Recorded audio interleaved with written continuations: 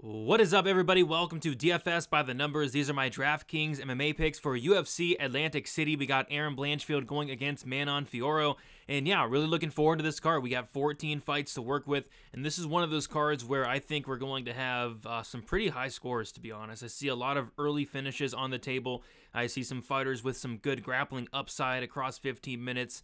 And yeah, really looking forward to this card from a DraftKings perspective. Looking forward to breaking it all down. Before we get into it, if you guys could please do me a couple favors. Leave a like on the video, subscribe to the channel, check out dfsbythenumbers.com. There you'll find all my other content for the week, and then also check out Prize Picks and use promo code DFSBTN for a 100% deposit match up to $100. With all that out of the way, guys, I say we get right into it.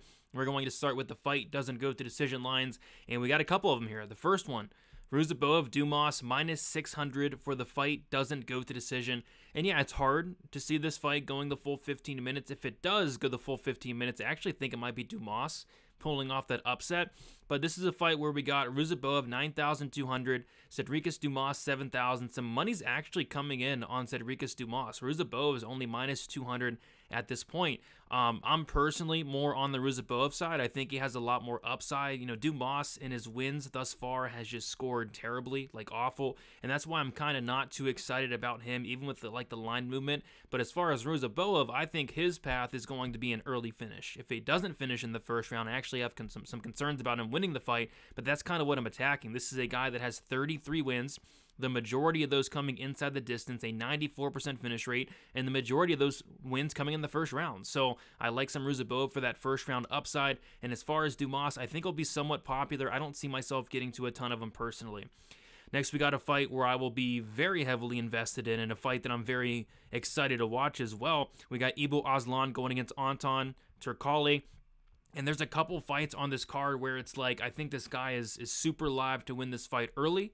But if not, I think the other guy is probably going to win late, and that's this fight here. Ibu Aslan is a first-round machine. He's won 11 times inside the first round. Only one time has he won a fight that has went out of the first round. He's actually 1-1 in fights that have left the first round, and his one loss comes against Anton Turkalj. So I see Ibu Aslan having a good opportunity to go out there and knock out a very hittable Anton Turkalj, but if this fight does reach the second round, it heavily favors Turkalj. Turkalj has grappling upside here, late finish upside as well. Both these guys are in play. I struggle to see this fight going the full 15 minutes. Next, we have another fight that I do again struggle see going the full 15 minutes. We got a striker versus grappler matchup. Bruno Silva, 9,300. Chris Weidman, 6,900. And yeah, both guys, they have a path here. I know Chris Weidman's 39 years old, but you know, if he gets this fight down to the mat, Bruno Silva's been submitted like 30 times. So I think Weidman is potentially live for a submission, but what I think the more likely path here, the more likely outcome is going to be Bruno Silva landing a big shot and knocking out Chris Weidman. Chris Weidman's been knocked out 6 times. The only time he wasn't knocked out was against Brad Tavares, who, if he had any urgency whatsoever, you know, Brad Tavares would have finished him. And Bruno Silva hits very, very hard. So I think Bruno Silva's live for a knockout, but Chris Weidman at 6,900 I don't think is the worst start throw in the world this week. Then we got Julio Arce going against Herbert Burns. And yeah, another fight where it's like, I think it's Burns early or it's Arce late. Herbert Burns is really good. I think he's very dangerous, a very dangerous grappler. It's just he's pretty good for about a couple minutes, and that's the concern. Like if Arce is able to survive that, you know, the first couple minutes of the fight, I think Arce is going to start to take over and probably finish Burns in that second or third round. He is expensive. Arce is 9,500, which that could be a concern, right? Because I think if Arce does win this fight, which I think he does, I think it does come in the second or third. So I think there's better options than Arce this week, but I think he's super safe. Like Herbert Burns, I know he's super dangerous in the first round, but I think it's like a tough matchup for him. He's now 36 years old. Arce has a 95% takedown defense. So Arce is somebody I do like in cash games. I think he's pretty safe this week, I'd say, and then also has some decent upside as well. Let's get into the core plays. Yeah, speaking of Arce, like I said, I think in cash he's fine. In terms of, you know, somebody I really like to win this week, he's definitely up there. I think he has finish upside. Arce not really known as much as a finisher per se, but neither really is Bill Algeo, and Bill Algeo went out there and finished Burns in the second round. Arguably could have been stopped in the first as well. So I think it's a bad matchup for Herbert Burns. I think Burns is going to struggle to get the fight down to the mat. I think on the feed it's pretty much one-way traffic, especially as the fight goes on. So yeah, I like Arce. I like Arce in cash, and I like Arce in tournaments as well. Next, we got Melissa Gatto, 8,500, a play that I think is going to be a little bit under the radar this week. And I like Gatto to win this fight. I think, she's going to be the fighter that's really better everywhere, to be honest. On the feet, I really like the striking of Gatto. She went out there and outstruck Ariane Lipski at distance in every single round. Very close fight. The fact that it was even that close was super impressive against Lipski, who's a very good fighter and really coming along, right? And then in the grappling, she's a legit BJJ black belt, very dangerous, whether she's on top or bottom. And I think she has sneaky finish upside in this matchup as well. So she's only 8,500. I like the price savings there. She's not too expensive, and I think she has, again, sneaky finish upside. Chidi Njokwani, 8,600.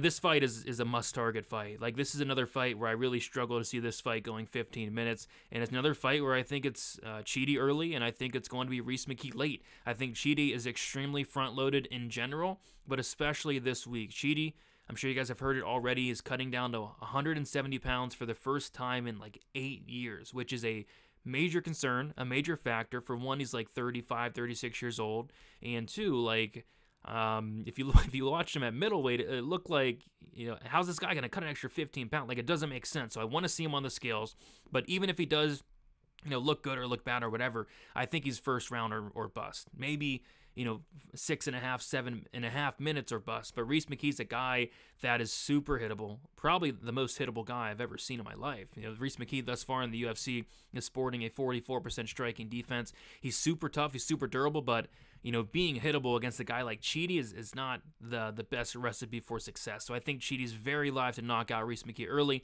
but I think it has to be early. If not, we're going to have some problems in 2-3. And then Jacob Malkoun at 9,000. Yeah, another fight that I think is a good one to target. The Malkoun-Petrosky fight's a really good fight to target, but I'm more so on the Malkoun side. This is a guy who can go out there and fight a very hard 15 minutes and wrestle very hard for 15 minutes. Jacob Malkoun is averaging 7 takedowns per 15 minutes, and Andre Petrosky is a guy that he is dangerous on the feet and on the mat, but I just see Malkoun getting takedowns here. I see Malkoun racking up, control time here. I'm not sure Malkoun finishes this fight, but I'm not sure he needs to. Like, if he's going to go out there and get 6, 7, 8 takedowns, which is definitely on the table for him. I think he can score well across 15 minutes, especially, mixing in the strikes, mixing in the control time. I think Malkoun's very much in play at 9,000. Getting into the GPP plays here, Bruno Silva, 9,300. Might not take much. Might not take much for him to knock out Chris Weidman, who's now 39 years old, has been very inactive these last several years. Just took a beating against Brad Tavares, of all people. Yeah, Bruno Silva hits very hard, and that's what Chris Weidman struggled with for the latter part of his career. So yeah, Bruno Silva is very live for a knockout, probably early as well. 9,300 will certainly be able to pay off his price tag with that early knockout, I think. Nursultan Ruziboev at 9,200. A lot of Dumas love, which is, I kind of find a little bit interesting this week, but from a Draftkings perspective, I'm definitely more so on the Ruziboev side. I struggle to see Dumas having much upside in this win. Like, Dumas is extremely low volume. I don't think he has much finishing upside really against anybody in the UFC. Like, if you're not finishing Cody Brundage and Zaitar, I'm not sure he's really finishing anybody.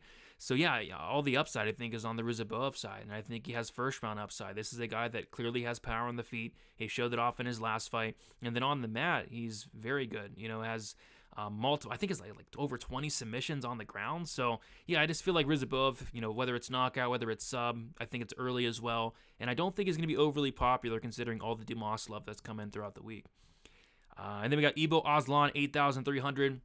Another first rounder bust type guy. We have a bunch of first rounder bust type guys, and this is certainly one of them in Ibo Aslan. Probably more so with this guy. Like, this is a guy that I really have concerns if this fight goes into the second round. But with that said, he's going to have 5 minutes to knock out a very hittable Anton Turkalj, which he is. Anton Turkalj thus far in the UFC has a 49% striking defense, which is not as bad as some guys like Reese McKee, but still it's very bad. He's very hittable. He's super tough, but Ibo Aslan hits like a truck. I think Ibo Aslan's very live for an early finish, but I think it has to come early. If not, I think he's in trouble in 2-3. Then we got Aaron Blanchfield, 8,800. Yeah, I think the main event's another solid one to target. Like, with Aaron Blanchfield, you have the wrestling upside, the takedown upside. She's somebody that's going to go out there, maybe not the best wrestler in the world, but she's going to attempt a lot of takedowns, only completing them at a 36% accuracy. But if she goes out there and attempts 15 to 20 takedowns, she's bound to get a couple. I like the cardio of Blanchfield, the relentlessness, the forward pressure, and I think that forward pressure might be able to get to Fiorot later in the fight. So yeah, Blanchfield 8,800, definitely in play, definitely going to be popular, probably one of the more popular plays, if not the most popular play on the slate. But yeah, Blanchfield with that grappling upside, I think she's certainly in play at 8,800. Next, we got the Prize Picks play of the week.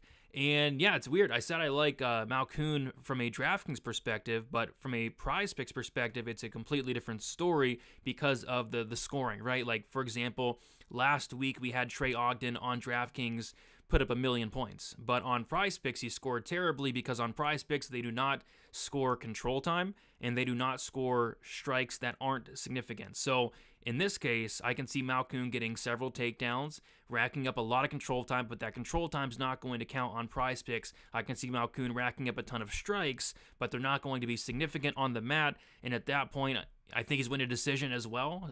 So yeah, I think Malkoun's going to hit the less here. Even if he does go out there and get 5, 6, 7 takedowns, I think he's not going to have a ton of significant strikes, and I think he's going to obviously have no control time. So give me the less on Malkoun fantasy score, something I do like this week. If you guys want to check it out, promo code DFSBTN. Getting into the live dogs, and yeah, there's a decent amount of live dogs this week. First one, Joaquin Buckley, 8,000. And yeah, this is a card where there's so many good fights to target. Like Luque Buckley is a great fight to target. We've talked about so many other ones, and I just feel like Joaquin Buckley's getting Luque at the right time. I feel like if this was Luque in his prime, Luque's probably destroying Buckley here. It's just I don't think Luque's in his prime anymore. Luque's taken a ton of damage. I think Buckley's in his prime. Buckley's been looking very good. I think Buckley's a really good striker, good volume, good power. I think he has maybe knockout upside. But yeah, I do like him at 8K, and money's been coming in on him. This line might even flip by fight time as well. So I don't mind Buckley at 8,000, a live dog for sure. Reese McKee, live dog. As long as he can survive that early storm, and it's going to be a storm. It is going to be a big storm. He's going to have to weather it. But if he does, we've seen Cheaty break time and time again. Like Cheaty and Jaquani has like 8 finish losses on his record. Like if Reese McKee is able to survive these first 5-6 minutes, he is going to win this fight. It's just, will he be able to survive? That is the big question, because it's going to be tough against a guy like Cheaty. Anton Turkalj, same thing. He needs to weather a storm against Ibu Aslan. He's going to get hit in the face a lot. It's just, can he survive those first 5 minutes? If so, I think he wins that fight. I think he breaks Ibu. He's done it before, and I think he could do it again as long as he does not get his head punched off in the first round. So, again, another great fight to target.